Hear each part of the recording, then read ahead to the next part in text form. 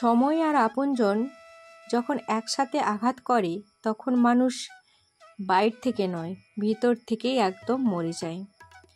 আর আমাদের জীবনে যখন খারাপ সময়গুলো আসে তখনই কিন্তু আমরা মানুষ চিনতে শিখি, মানুষের মধ্যে থাকা মুখোশগুলো তখন বেরিয়ে আসে। তবে এই খারাপ সময়টাকে আমরা হয়তো পেয়ে কষ্ট পাই, কিন্তু এই খারাপ সময়টা না আসা জীবনে খুব ভালো, কারণ ওই খারাপ সময়টাই আমাদেরকে শিখিয়ে দেয় কে আপন আর কে পর। আজকের দিনে দাঁড়িয়ে একটা কথা আমি খুব ভালো করে বুঝে গেছি বা শিখে গেছি, যে মানুষ তোমার আপনজন হয় প্রয়োজনে, প্রয়োজনেই হয় প্রিয়জন। প্রয়োজন শেষে সে তোমাকে ছুঁড়ে সেই ডাস্টবিনে যেমন আমরা নোংরা আবর্জনা ফেলে দিই না, সেরকম ধরনের ব্যাপারটা। প্রয়োজন শেষ হবে, ব্যাস তোমাকে সেই ডাস্টবিনে ওই আবর্জনা ফেলে দেওয়ার মতো ছুঁড়ে ফেলে দেবে। তো এটাই একদম বাস্তব। তো আমার জীবনে এটা বাস্তব কিছু ঘটনা থেকেই আমি তোমাদের সাথে কথাটা শেয়ার করছি। তো চলো বন্ধুরা, অনেক কথা বললাম। তো কেমন আছো তোমরা সবাই? আশা করছি সবাই খুব ভালো আছো আর সুস্থ আছো। আমিও মোটামুটি ভালো আছি। আজকে ডাক্তার দেখাতে যাব, বিকেলে তোমাদের দাদাভাই নিয়ে যাবে বলেছে। তো ওইদিকে দেখো, গতকাল রাতে আমি থালা বাসন ধোয়া আর কিচ্ছু করিনি, মানে গ্যাসটা মুছে পরিষ্কার করে রান্নাঘর লাতা দিয়ে রেখে দিয়েছিলাম, কিন্তু ওই উনানের মুখটা বাকি ছিল লাতা দিতে, তো ওটা দিয়ে দিলাম। আর থালা বাসনগুলো কলপাড়ে ভিজিয়ে রেখেছিলাম, তো সেগুলোও ধুয়ে নিয়ে চলে এলাম। তো যে যার জায়গা মতো গুছিয়ে রেখে দিয়েছি। আর এইদিকে তোমাদের দাদাভাইয়ের কয়েকটা বাজার নিয়ে এসেছিলো, তো গতকাল আর গুছিয়ে রাখিনি, তো এখন আমি গুছিয়ে রেখে দিচ্ছি। তো আটা প্যাকেট 5 কেজি আটা আছে, আরও 5 কেজির প্যাকেট নিয়ে চলে এসেছে। আসলে দোকানে সবসময় 5 কেজির প্যাকেটগুলো পাওয়া যায় না, তো সেই জন্য আসছিল, তো তোমাদের দাদাভাই নিয়ে নিয়েছে। বললো যে পরে আবার হয়তো থাকবে না। আর ওই 1 কেজি করে যেগুলো নিয়ে আসা হয় তাতে কি হয় বলো তো, একটু খরচাটা বেশি পড়ে যায়। তো মানে একসাথে 5 কেজি নিলে একটু খরচাটা কম হয়, তো তার জন্যই কিন্তু ওই 1 কেজি 5 কেজির প্যাকেটটাই নিয়ে চলে আসছে। তো ওই মশলাপাতিগুলোকে আমি এখন গুছিয়ে রাখছি। তো এখানে কি হয় বলো তো, এই মিট শেলফের ভেতরটা না অনেক দিন হলো গোছানো হয়নি।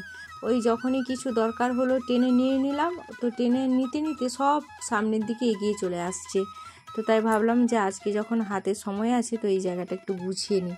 তো সমস্ত জিনিসগুলোকে এখন বের করে নিচ্ছি, বের করে নিয়ে আবার সমস্ত কৌটোগুলোকে সুন্দর করে সাজিয়ে রাখবো।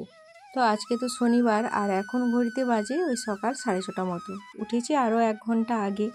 তো এখন 5:30টার দিক করে না বেশ ভালোই মেঘ, মানে পরিষ্কার হয়ে যায় পুরো, একদম চারধারে সূর্য উঠে যায়। তো তার জন্য আরও তাড়াতাড়ি উঠতে হয়, ওই 5টার সময় উঠে পড়ি, 5:10 এরকম সময়। আবার দেরি করে উঠলে কি হয় বলো তো, সূর্য উঠে গেলে তো ছড়া দিতে নেই, তো তার জন্য মানে তাড়াতাড়ি উঠতে হয়, কষ্ট হলেও আমাকে উঠতে হয়। আর সূর্য উঠে গেলে কিন্তু ছড়া দিতে নেই, সেটা সংসারের জন্য অমঙ্গল। তো তাই চেষ্টা করি সূর্য ওঠার আগে ঘুম থেকে উঠে ছড়াটা দিয়ে দেওয়ার। তো এইদিকে দেখো, আমি ডিবাগুলোকে সুন্দর করে সাজিয়ে গুছিয়ে নিলাম। প্রচুর নোংরা হয়ে গেছিলো ভিতরটা, তো সবগুলোকে ঝাড়পুছ করে এখন যে যার জায়গা মতো মশলার ডিবাগুলোকে গুছিয়ে রেখে দিলাম। গতকাল রাতে একটু ছোলা আর বাদাম করে ভিজিয়ে রেখেছিলাম, তো সেগুলোকে এখন এই যে ধুয়ে রেখে দিচ্ছি। তো তোমাদের দাদাভাই উঠে তো ঠাকুর প্রণাম করছে, ছেলে তো এখনও উঠেনি, তার তো উঠতে ওই 8টা 8:30 বাজবে। তো তাই এখন ধুয়ে আমি বাটির মধ্যে আবার রেখে দেবো, যে যখন উঠবে সে তখন নিয়ে খাবে। তো আমার এখানে গুছিয়ে রেখে দিলাম।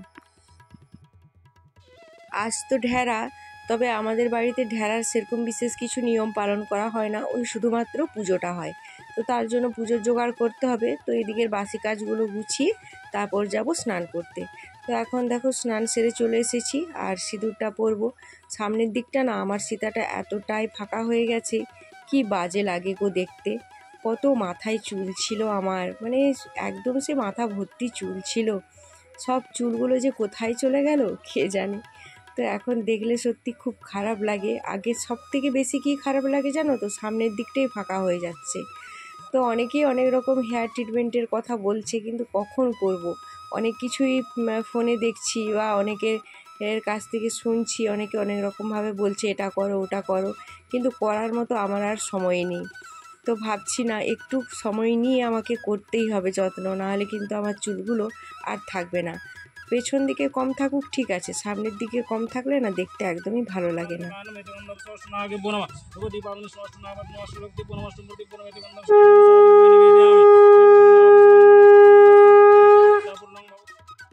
বাড়ির মনসা পুজো হয়ে গেছে, আর এখন দেখো এটা আমাদের গ্রামের বনদেবী মায়ের মন্দির।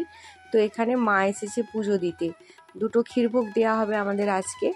তো বাবু এসেছে আর মা এসেছে, তো বাবুকে বলেছিলাম যে তুই একটু ভিডিও করে নিয়ে আসবি, তো সে এইটুকুই একটু ভিডিও করে নিয়ে এসেছে। কিচ্ছু তো মানে করার ইচ্ছা নেই তার, সে বলে আমি করতে পারবো না ভিডিও, তুমি যাও। তো আমাদের বাড়ি থেকে একটু দূরেই, তো রান্না বান্না ছিল, আর যেহেতু মনসা পুজো না হলে রান্না করা যাবে না, তো তার জন্য অনেকটা দেরিও হলো রান্না বসাতে। তো বাবুকে বলেছিলাম যে তুই যখন প্রণাম করতে যাবি তাহলে তখন একটু ভিডিও করে নিয়ে আসবি। তো এই যে দেখো এখানে ভিডিও করেছে বাবু, কিছুটা করে নিয়ে আসছে। এখানে জায়গাটা এত সুন্দর না, মানে এখানে আসলে আর কাউকে যেতে বাড়ি ফিরতে ইচ্ছে করবে না, এতটাই সুন্দর। তো এখানে আছে বড় মা, এটা বড় মায়ের মন্দির, আর এই পাশটাতে আছে ছোট মা।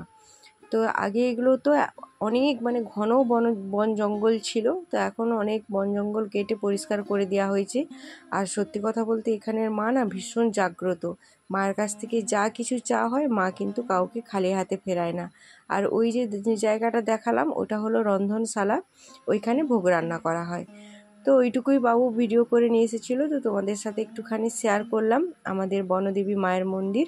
আগেও একবার আমি ভিডিওতে শেয়ার করেছিলাম, কিন্তু তখন তোমরা মানে আমার আরও পুরনো বন্ধুরা ছিল তখন তারা দেখেছে, কিন্তু এখন যারা আমার নতুন বন্ধু তারা কিন্তু ওই মন্দিরটা দেখোনি, তো তাই ভাবলাম একটু তোমাদের সাথে শেয়ার করে দিই। তো এখানে দেখো রান্নাবান্না আমার কমপ্লিট হয়ে গেছে, আর যেহেতু আজকে ডাক্তার দেখাতে যাব, তো তার জন্য খুব তাড়াতাড়ি করে কাজগুলো সারছি। আর এখানে আমার যে উঠোনটা এত নোংরা হয়ে থাকে সব সময়, কারণ কি বলো তো, সবসময় তো চাষের জিনিস, এই বস্তা সার বস্তা, তারপর সাইকেল গাড়ি রাখার সেরকম আমাদের জায়গাও নেই, এইটুকু জায়গার মধ্যে এতগুলো মানুষের জিনিসপত্র, তো সবসময় এলোমেলো হয়ে থাকে, গুছিয়ে আমি রাখতে পারি না। তো তারপরে যে দেখো কিছু মুড়ির চালও ধুয়ে নিয়েছিলাম, তোমাদের দাদাভাই বললো বাবার বাড়ি থেকে এসে তো 10 কেজি ধুয়ে রেখেছিলাম, আরও 10 কেজি আজকে ধুয়ে দিলাম। তো এখন খাওয়া দাওয়া করে তোমাদের দাদাভাই আর আমি দুজনেই বেরিয়ে পড়েছি ডাক্তার দেখানোর উদ্দেশ্যে। তো এখানে রোডটা এত চওড়া, মানে বেলদা থেকে বাঘরাবাদ থেকে বেলদা যাওয়ার যে রাস্তাটা প্রচুর চওড়া, মানে ওটা 5th লেন্থ হয়ে যাবে, এতটাই চওড়া রাস্তাটা। তো তোমাদের সাথে একটুখানি শেয়ার করলাম। আমাদের তো ডাক্তার দেখানো হয়ে গেছে, আর বাড়ি ফেরার পথে এখন আমরা মগরামপুরে এসে একটু দাঁড়িয়েছিলাম, আর তোমাদের দাদাভাই বললো চলো আর একটু চপ আর ফুচকা খাবো, কিন্তু যেহেতু আজকে সারাদিন নিরামিষ খেয়েছি, তো তার জন্য আর চপ ফুচকা খেলাম না, ওই একটুখানি দই আর মিষ্টি করে খেয়ে বাড়ি চলে এসেছি। তো বাড়ি এসে আজকে সকালে না নিজেদের বিছানাটা গোছানো হয়নি, তো ভাবলাম যে তাহলে আগে বিছানাটা গুছিয়ে নিই।